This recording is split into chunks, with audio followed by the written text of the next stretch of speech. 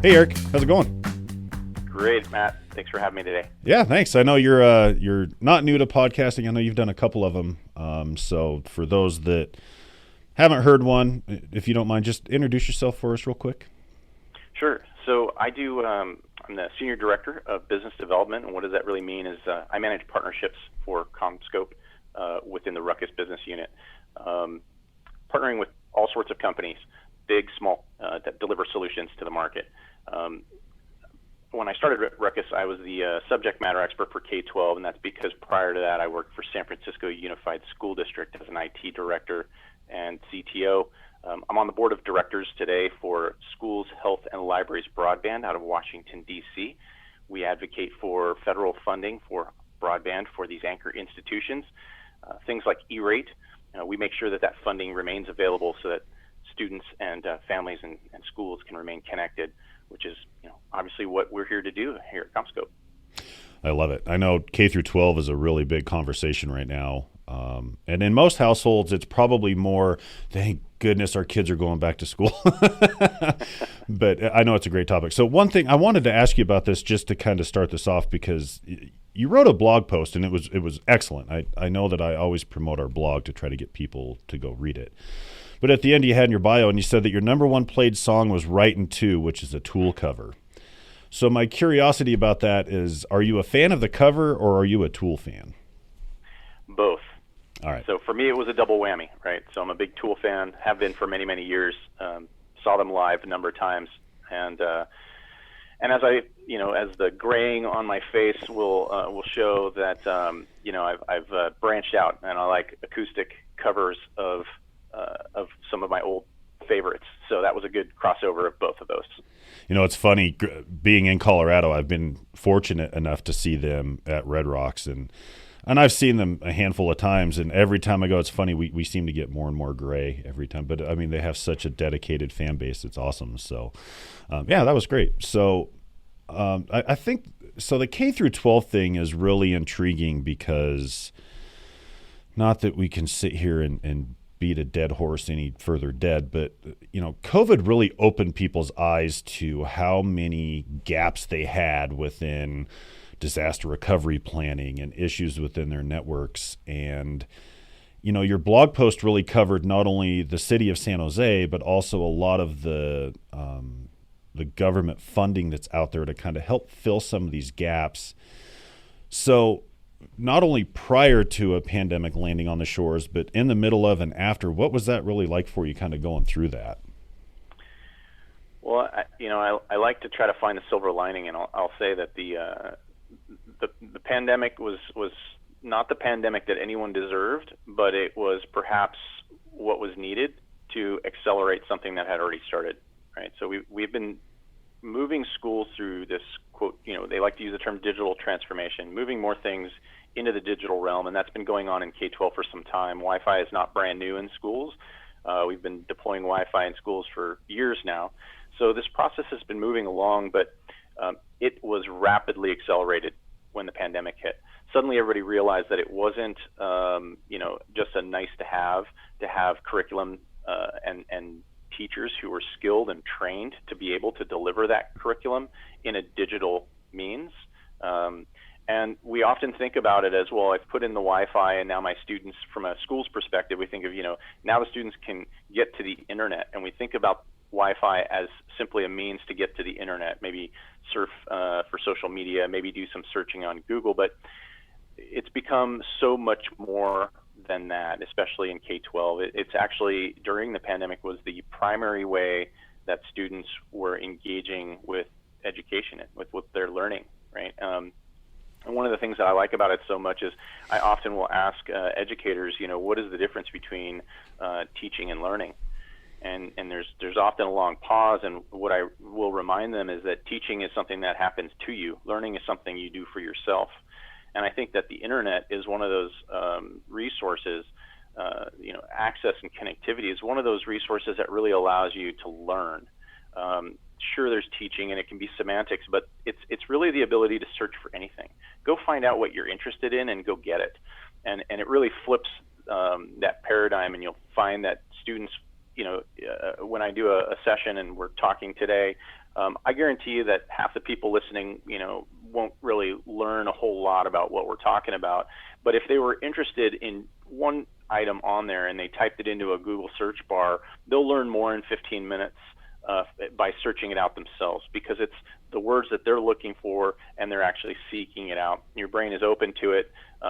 It's just a different paradigm. So it's been absolutely, critical. The sad part has been the recognition of how many people are left out of this paradigm. How many people don't have access.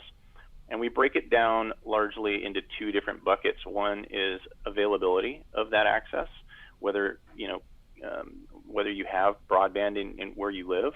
I live in the foothills in California, and the best that I can get is a DSL line, and it's 10.2, right? So it's painfully slow. I have two kids, and so they were home doing Zoom, and you can imagine two kids on Zoom and us trying to do our work via Zoom as well. It was a nightmare, right? So you quickly realize that the quality of the access is important. First of all, just having it available. The second biggest bucket is actually the cost. They find that even those who have access in their neighborhood, the costs may be too high for their family to afford it. And so those are the two big challenges we've been trying to help tackle. It's to help make sure that it's available, and then through the work that I do with SHLB, that we make sure that there's funding available to help those who need that support.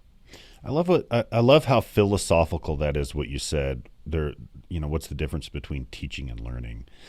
And I think one of the really cool things about the age that we live in now, I mean, you said you have kids, I have kids, and one of the cool things about that is I don't feel like they're always in a position to where somebody's feeding them information that they need to know. I feel like with information at their fingertips, especially in a school environment, it gives them that free thought. Because one thing I have always told our kids is, don't just be spoon-fed information. Think for yourself. Analyze what you're being told, and then take that and internalize it and look at it and see what you really feel about it. And having that information at their fingertips, I think, gives them a broader view into things like that, which to me is very beneficial. I mean, I think we want free thought and people to put this stuff out there and to start to discover, because one of the things I really struggle with within this industry is in an old job that I had at a different company, I was exposed to InfoSec a lot.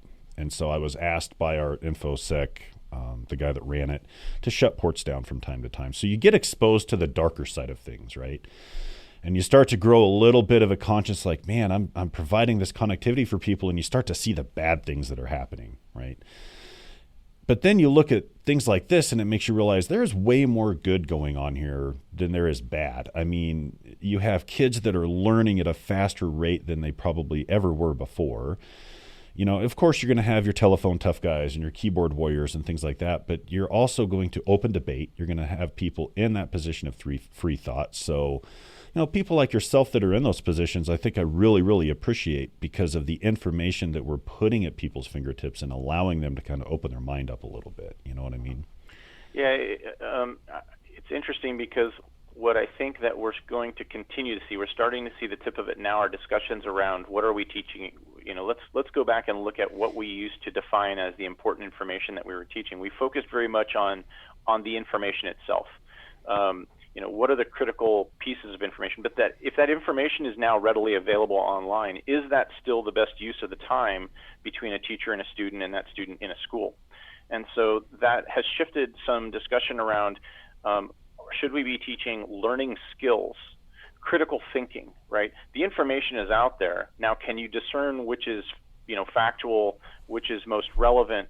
And this actually relates to what you said when you were talking about InfoSec, right? If you look at what we need in cybersecurity training, it's great. You can go learn the information, the technical skills, right? There's the core information is out there. You can go learn about basic networking, right? The layers of networking. You can go learn all that information pretty readily online. But it goes much beyond that when you start talking about phishing attacks, right? The social engineering. This is critical thinking, right? And so understanding how to break down, why am I doing this, or why is this occurring? Who would want me to do this? What do they have to gain? What might they be expecting, right? Those are questions that you're not going to learn in a textbook about, the layers of the networking, right? So you're not learning that in the book, right? Per se, I'm sure there's many great books written on this, but it's that critical thinking. So you're shifting away from the information itself so much as to the frameworks that you can use to break down the information. Yeah, and that's a little scary because I was listening to another podcast and they were talking about some of the social media. If anybody pays attention to the news, I mean, we're well aware that other countries are trying to infiltrate and attack people through social media. I mean, we're aware of that happening. And they made a pretty funny comment. They were like, they just posted one thing and it took off like wildfire, right? And that happens. I mean, you have to really kind of sit down and verify the source and the information that you're looking at. So you have to look at some stuff with a skeptical eye and make sure that you're looking at the right stuff. But I mean, one of my favorite quotes I've ever seen that was posted somewhere is it was, "Don't believe everything you read on the internet." And the author of that quote was Abraham Lincoln. It's like, yeah, see, that kind of tells you what you're really up against here. That's right. That's right. Yeah. So let's kind of tie into this. This is going up the day that you're speaking, actually. So it's going to be Tuesday when people hear this. But you're speaking today. So tell us what you're speaking about. Yeah. So today I'm going to have the chance to speak about eSports in K-12. So I'll be at a conference called EduTech in Dallas. And speaking to a number of school district administration leaders, IT directors, curriculum and instruction directors, and really helping them understand a bit around esports. And you might wonder, well, if we've been talking about connectivity, why would you be speaking on esports? Well, so to step back, I got my start in technology working for Sega of America, and that probably also dates me a bit. But I started at Sega of America in at least for my technology work. Working after that at Sony Computer Entertainment, the precursor to Sony PlayStation, on the development team for PlayStation 1, the original. Wow. And so, I have a fondness for video games, online gaming, and I've been watching esports come along for many years, right? I'm so happy to see where it is today.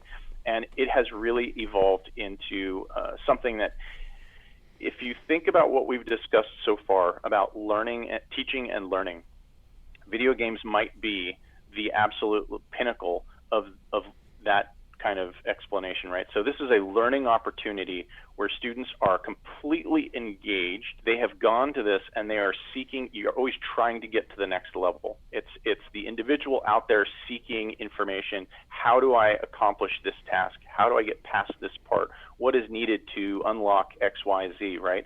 So this is someone going out and seeking information and trying over and over and over again, right? So it's teaching you also persistence, and that failure is okay because you're learning. Every time you have failed in a game, you have learned a little bit more to get you past to that next part, right? So it offers you a number of different things. There was a great study by the University of California at Irvine to try to map out different STEM learning indicators and map those to esports. And they found indications across the board with mathematics, with even ELA or English learning, as well as critical thinking, social emotional learning. All of these things are taking place during a person who's video gaming, right? And then you layer on top of that esports as a team competitive environment adds another layer to this. If you think about how we're interacting today, we're working on this podcast, right, together, which is kind of a kind of project oriented. We're communicating with one another digitally over this, over this medium. This is how work takes place. This is also how esports takes place, largely, right? So this is truly college and career readiness. Many colleges, you'll be put into a group of students working on a similar project-based learning, right? So you're working together on a project, and you're doing that remotely, not always in person, maybe not even with students in the same country, right, from another university on some larger project together. And so I think that esports is a great model of preparing students for both college, as they're going to interact in college, and using digital tools, as well as career. This is how we interact and how we work together. And it just engages so many different senses that it's very engaging as well. I like to tell people, I've had people complain a little bit about the difference between athletics and using this word sports, saying, hey, look, sports is football, sports is soccer, it's baseball, it's athletic, it's physical. And what I quickly point out to people is that 90% of what sports does is actually not the physical part. It's mental. It's strategizing, it's cooperating, it's communicating, it's mentoring, it's leadership, it's individual management, time management. There's so much more that goes into it. And then, of course, there is the physical portion of it. And what's interesting is that successful esports teams, I think even Roston from Philadelphia Fusion, who you interviewed last month, mentioned this as the GM of the Philadelphia Fusion, a professional team, is that occasionally their team will just go out and maybe go to the gym, go do some physical activity, because they recognize that it is actually physically grueling to sit for hours playing these games.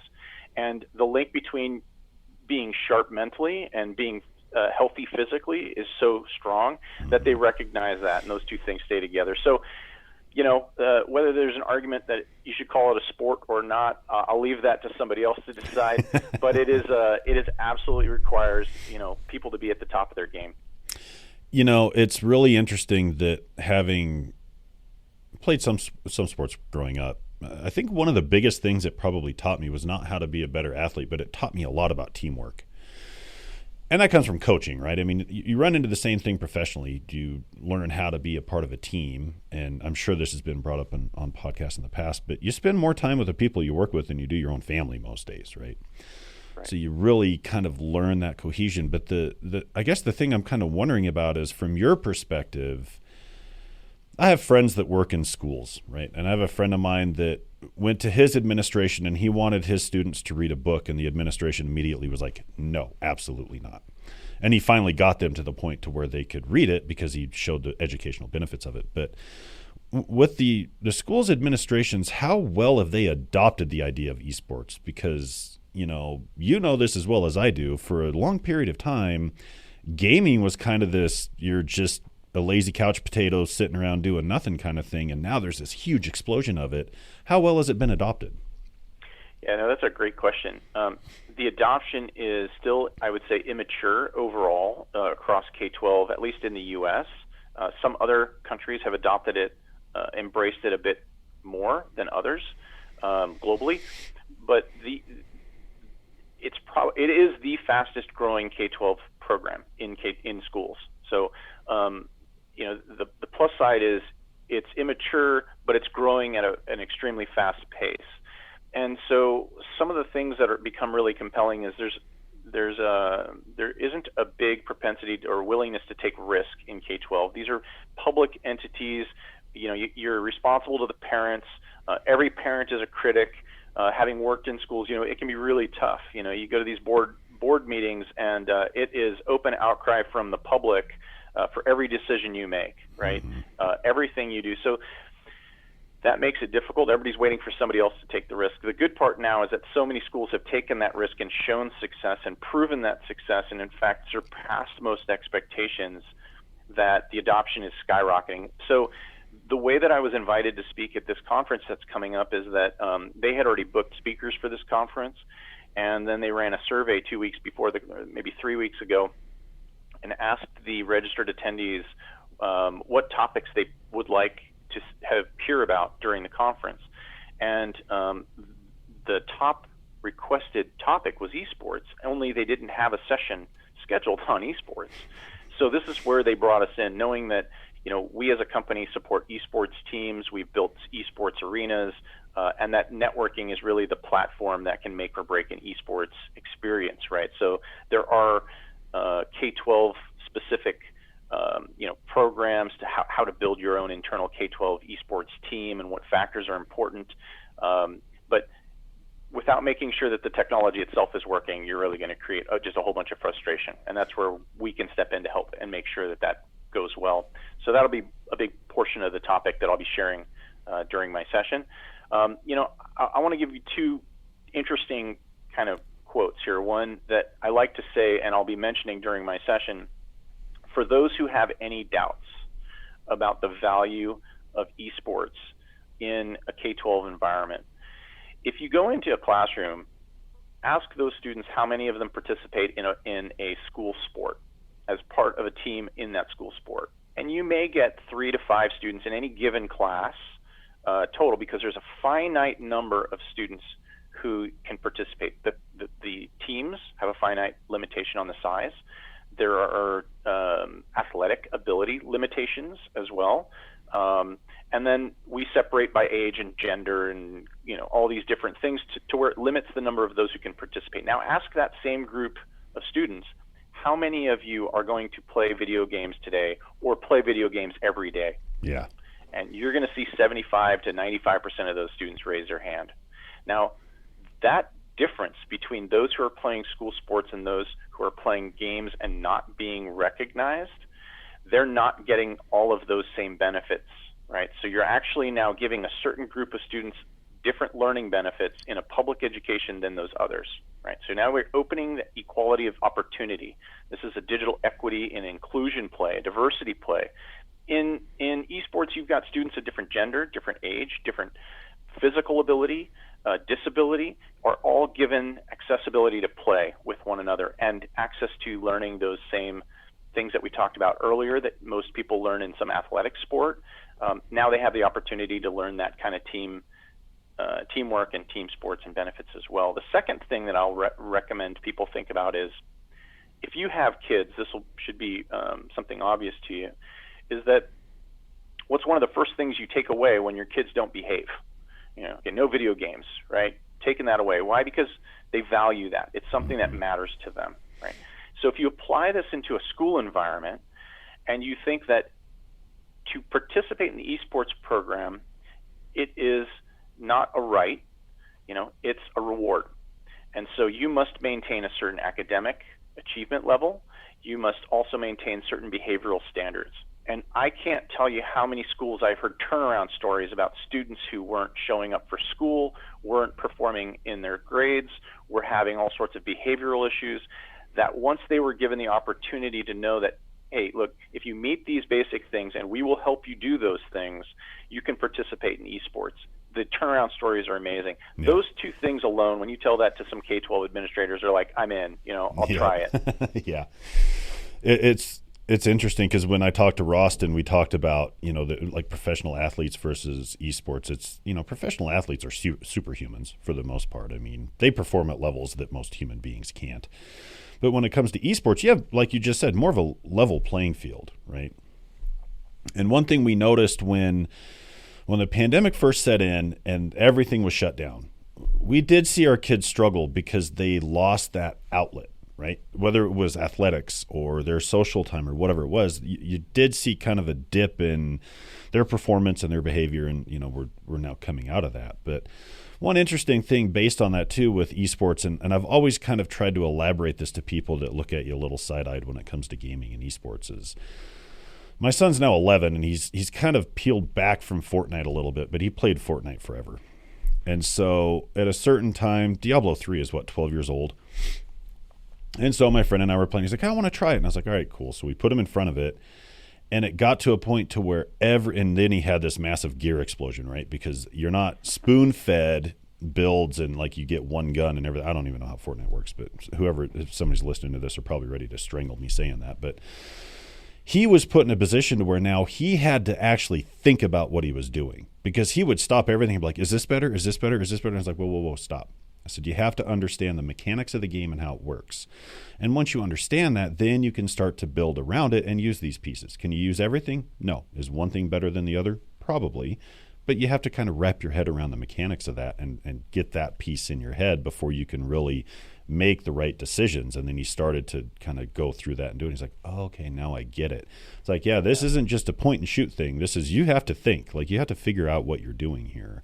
And they've made games very complex. I mean, Dungeons and Dragons is probably the baseline that's been used for such a large different genre of games that it's all kind of tied in pretty well, and it's a really good foundation to use.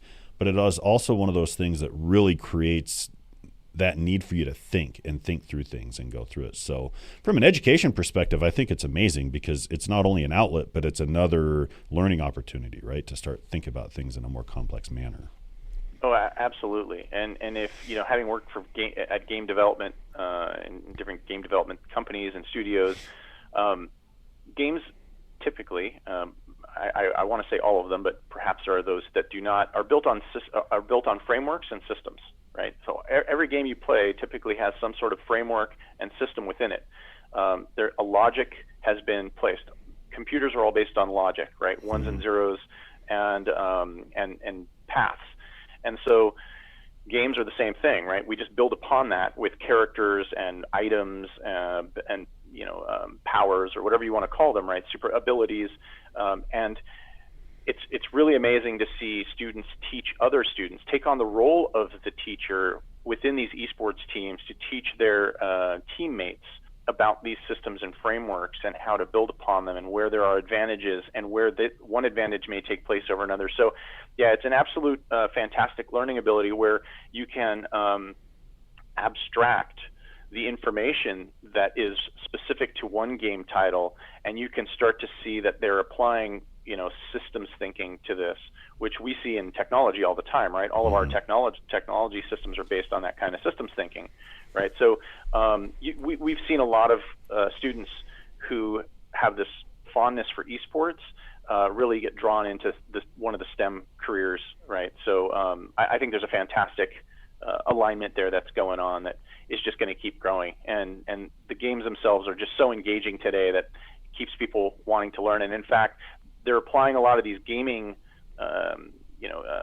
game theory to typical work environments, right? So the applications that they're bringing into offices today will have some gamification to them. In fact, we've heard of most of the apps that people are using today, for better or for worse, have gamification built into them to elicit some behavior because it is so effective.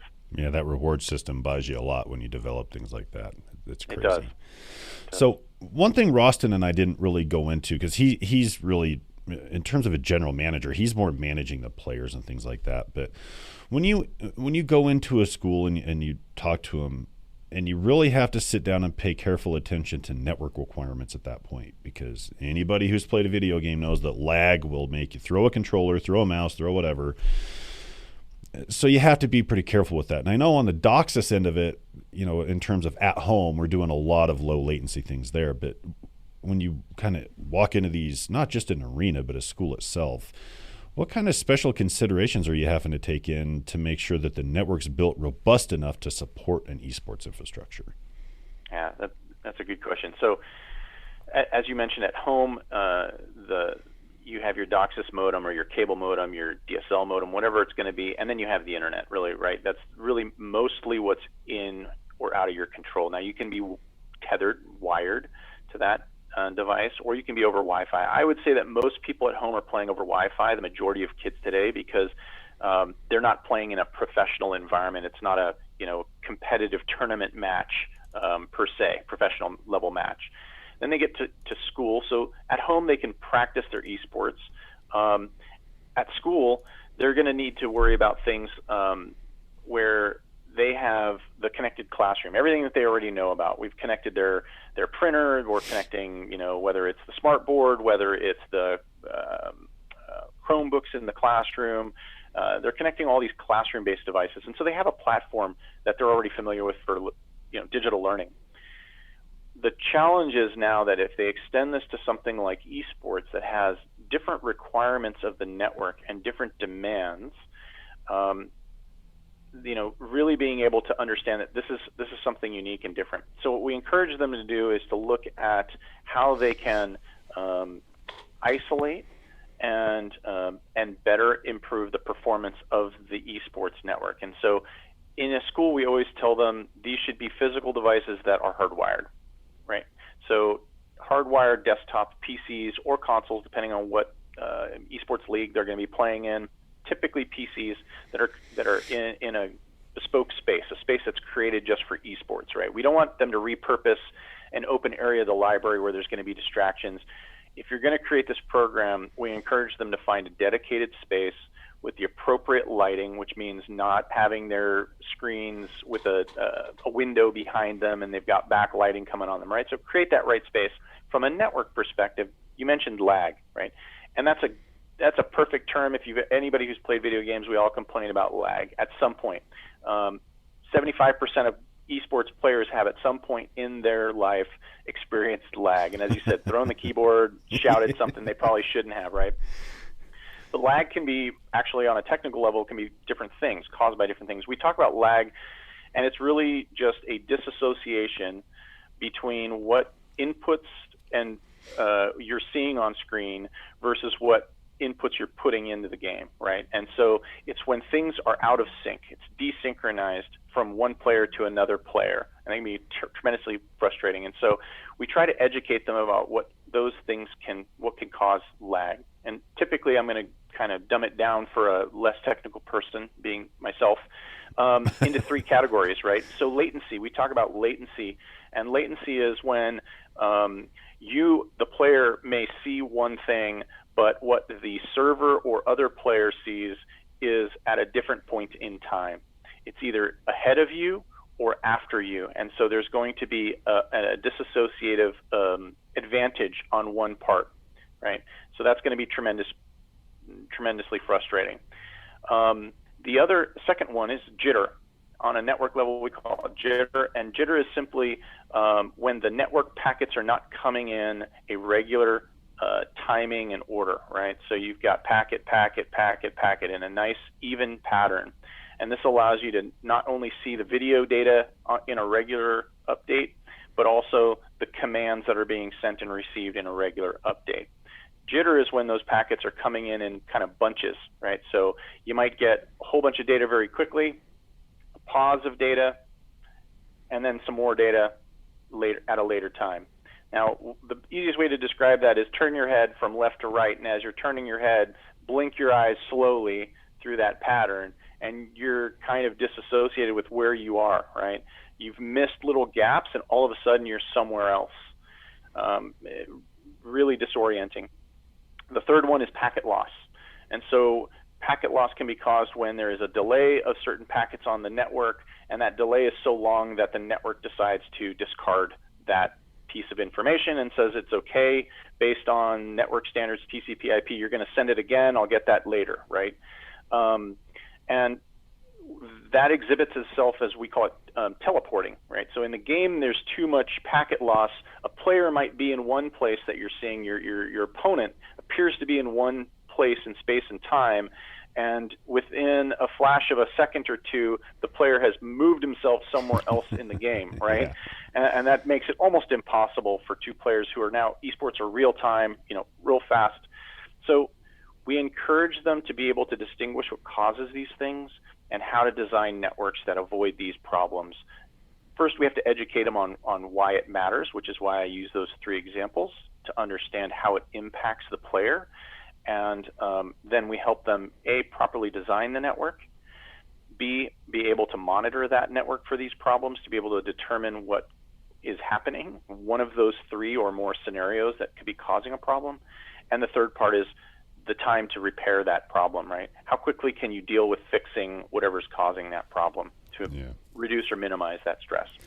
Telco models work well because it's redundant and resilient, and you have hot spares sitting around. And for a network guy, it's frustrating to troubleshoot too, because the client sitting on your desktop that's attached to whatever server, wherever it is, it's typically UDP. So it becomes even harder to troubleshoot because you're just spraying packets hoping they get there.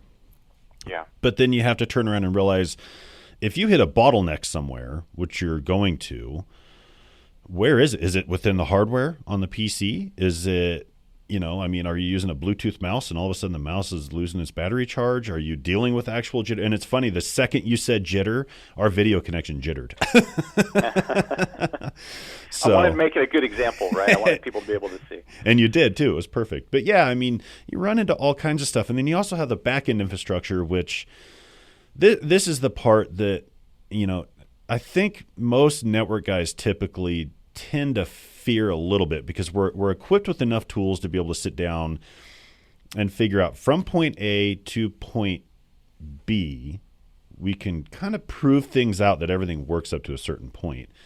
But when you get into these environments and you're dealing with somebody's server infrastructure that's hidden to you, you can't really do much with that. There's only so many things you can do, and things are firewalled off, and there's only certain ports, and it's UDP, so there's only so much testing you can do. There are challenges with that, but you can definitely build the infrastructure internally to where all of your clients are connected robustly enough to where you reduce all the headache and the minimization of it. Yeah, and I think, things like analytics, right? So running an analytics platform to be able to monitor and view the network and have some intelligence around the network, at least from a network person's, management perspective, being able to rule out certain things, I think, is the biggest thing you can do, and say, if I can definitively say this is not being caused by a piece of my network, a piece of hardware, or a link on my network, this exists outside of that. Okay, that's already one benefit. You pointed them where to look. The other thing that I'm seeing is that, typically in a school environment, they're connecting to a cloud server. They're not running their own internal server for the majority of the day-to-day practice. Tournaments, on the other hand, may be a hosted private server. So you can manage and control your own network. It's a bit siloed for a tournament, but that can be overwhelming for a K-12 staff as well, right? So they may not have the expertise. What we are starting to see are managed service providers who are building pop-up networks. So if you think of these tournaments, right, so it's great. You can build a room. You've got your PCs in there. You've got your local school network. You've isolated the eSports traffic. You've prioritized it. All of that's great for practice. But when it comes to a tournament, you've now invited a whole bunch of the public in, and they're going to want Wi-Fi access. They're going to want to, if it's a parent like myself, I'm going to want to show, social network. I'm going to want to take pictures of my kids playing these games and post them to social media while I'm there. I may want to see stats on the other team. I may want to learn something about the game while I'm there, right? So I'm using the Wi-Fi while the students are now connected to, the players are connected to a wired network. This is all going on maybe in an auditorium or a cafeteria, right? Where it's not an esports arena. So we've seen some managed service providers, some of our Ruckus partners, come in and set up pop-up Wi-Fi and a switch network with monitoring and analytics that basically is an esports network in a box, right? For an analogy, basically they bring it in, they set it up, and it can provide an SLA with a quality of experience monitoring to know that every player is getting an equal opportunity to win the game. Because that's the other thing that you want to do, is make sure that if there is some impediment, that everybody's facing the same impediment, that there isn't some advantage. So there's been some unique ways that different schools are dealing with it, whether they have the resources in the IT to do these and manage these things themselves or not, right? Yeah. So it's been interesting to see how this has evolved in K-12. Yeah, we have, the thing with analytics packages to me, because if you're going to monitor hardware, right? So my PC at home, I run Afterburner. Which I run because it shows me temps and load. That's it. But it's lightweight enough, it doesn't put a load on the CPU or the GPU to kind of take away from it. So that's the same thing with any analytics package, is it just has to be lightweight enough to where it doesn't become intrusive. And there are some out there that are very intrusive, and then there are some out there that are not, like Ruckus Analytics, for example, right? But we as network administrators, operators, whatever you want to call us or call them, have dealt with failures in networks. You can build the most robust network on the planet that you want, but 10 hops away, you could have a failure that you have to be able to plan around, right? So we've dealt with the failures enough to realize how to build that redundancy and resiliency in there. And when we sit down and teach classes, one of the ones we do with our lab-based classes is you can't always create a troubleshooting scenario for students that's going to be the same every single time, which becomes difficult when you're trying to teach. So a lot of what we do is we sit down and we show them a perfect example of it working and try to educate them on this is what it looks like when it's working, when it's in perfect condition. So when you're troubleshooting this later, now you've seen the picture of this is it. This is perfection, if you want to call it that. When you're troubleshooting things, it's not normally what you see. Sometimes it's what you don't see. And that's the hard thing to get people to start to wrap their head around. And once they get there, they're like, oh, okay, now I'm starting to see the breadcrumbs. Excuse me. Yeah, no, that's right, and I think that networks in schools are becoming more and more complex, and the demands are becoming higher and higher. It used, as we started this whole session off, we talked about how it used to be something that was nice to have, and it was also something that was really primarily there for the teacher to be able to access content and share with the students in class. Now it's one-to-one. Every student has a device. It's a foregone conclusion that every student is going to need their access. And in many schools, they're also enabling BYOD access on top of all of those devices, right? And now layer onto that school network eSports and this this top level demand, this high performance demand, low latency, high bandwidth. If you're going to be downloading content, downloading an entire game to a device or an upgrade or an update, you don't want the students to be waiting through 30 minutes of an update. They've just wasted half their period on doing so, right?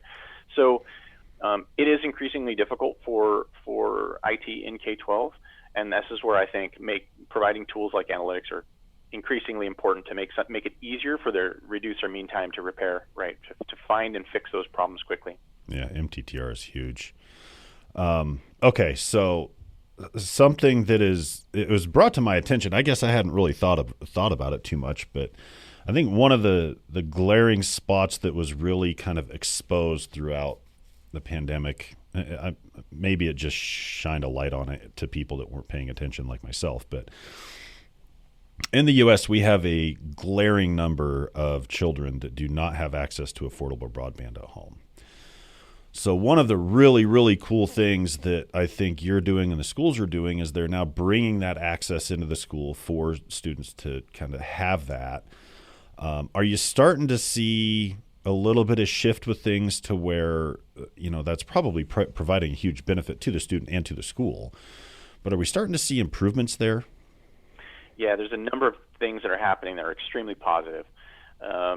For one, when the shutdowns began, it was a bit of it was immediate triage, right? So that this wasn't necessarily strategic thinking at this point. It was, holy cow, how am I going to get these kids connected next week, right? Or today. And so we saw things like MiFi backpacks being handed out, right? Those little MiFi pucks to connect to the local cellular. Now that had all sorts of knockdown effects. A couple of close friends of mine are CIOs for different counties or CTOs for school districts, and they took that first step because it seemed like the easy button for them. The challenges they ran into worked for some, and that's great, but the challenges they ran into for others was carrier availability, right? So is that carrier available where that student lives, right? So that MiFi backpack may work for one carrier, but that carrier isn't the carrier in that community where that student may live. Yeah. It's also prohibitively expensive as a long-term, ongoing, month-to-month cost per unit, right? And then trying to manage and filter that content over a cellular network that is off your campus network is another big challenge as well. So another approach that we took was to enable the schools to be able to put outdoor Wi-Fi. So you have the school itself as a hotspot, right? It has its own fiber connection running to it or some sort of backhaul connection running to it, broadband. And being able to place outdoor Wi-Fi access points onto the exterior of the building. At least we were calling it drive-fi, like drive-up Wi-Fi, right? You can drive up to the parking lot and you get self-serve Wi-Fi, right? And that was another triage, right? Temporary fix. People could come up in their cars, but again, doesn't work for everybody. Not everybody has a parent who wants to sit in their car for 4 hours while the kids do their homework on their Chromebooks, right? You might live in Texas and it could be 110 outside and you're not going to idle your car all that time to run the AC. There's just a number of challenges that makes that possible or not possible. The next one we saw was, well, if they can't come to us, how can we get the Wi-Fi to them? And another approach was to stick Wi-Fi access points on the exterior windows of school buses because that capital expenditure was not being used to bring kids to the campus, right? School buses were parked. So they were able to use the LTE network to connect the bus and then broadcast Wi-Fi into communities like mobile home parks, any area with socioeconomically challenged students or students who reported not having connectivity. Now they have Wi-Fi. They're not using the parent's data plan on their family plan on their phone, right? Mm-hmm. Sitting in their home 24 hours a day, all they're doing is connecting and using the data, right? So that was another great way to extend that. Now the school buses need to come back, right? Schools are reopening. So now what? And this is what we're really seeing. All this federal funding that we're starting to see, more than has ever been available, by the way, for extending broadband access. We're really proud that at SHLB, where I'm a board member, we were the ones who submitted a large portion that was of the funding of the language that was used in the $7.2 billion emergency connectivity fund. Right? So we submitted that to the FCC, who submitted it to Congress, and it was approved. So that funding is there to enable schools to deploy emergency networks into communities for those students, to connect those families and students. And, $7.2 billion is not enough to connect every American in America today, but it's enough to close that gap significantly. And we continue to advocate for more of that. And that might be through Wi-Fi. It might be through things like CBRS or private LTE, which we've seen some great success with as well. We have, a great success story that you can look up 25 schools that are using CBRS already to connect them in their community, which is, again, the private LTE signal. So there's just some exciting new technologies and solutions going out there to help get everybody connected. Erik, I can completely understand why people invite you to speak and why, you've participated in so many podcasts. I mean, if there's an internet hall of fame out there, I'm pretty sure you're going to have your bust on the wall and everybody's going to get to see it. I think it's awesome what you're doing. That. Yeah, I really do. I mean, my mom was an educator growing up. So I know how challenging the schools can be, and I was probably one of the challenging students. I'm not guessing, I'm sure. But I would love to sit here and talk to you for hours on end, but I know you're busy and I have to go as well, so I'm going to have to wrap this up. But this is an open invite. Anytime you want to come back, this has been absolutely eye-opening. Thank you. And there's a ton of great information. So anybody that's wondering about this stuff, I know you posted a blog talking about a lot of the funding that's available. So if there's anything else that you want to promote or anything that needs to be out there to the general public, now is the time. Get it out there. Yeah, sure. Thanks for that opportunity. So there's two things. One, if you are a K-12 school district, if you're supporting a K-12 school district, and you'd like to help figure out what all of this different funding that I mentioned that's available, whether it's CARES and COVID relief and the Emergency Connectivity Fund, there's so much to try to figure out. Visit the CommScope.com website, look up Ruckus, and you'll find some information there in the search. Just look in the search bar on the CommScope.com website and look up the Ruckus funding program. We'll help align you with the right funding for your entity, whether you're a school, a library, an anchor institution, a municipality, to help you get connected with that. The other thing I'd encourage you to do is look up shlb.org. And see if you can help, how you might be able to help support this organization. It is completely nonprofit. I'm a volunteer. We are all volunteers at the organization, and we're going to help drive additional funding to help close this digital equity gap that remains out there.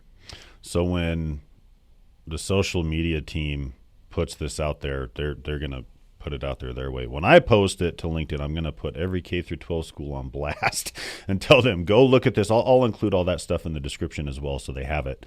But again, thank you so much. This is great information, and it's really, really good stuff you're doing out there.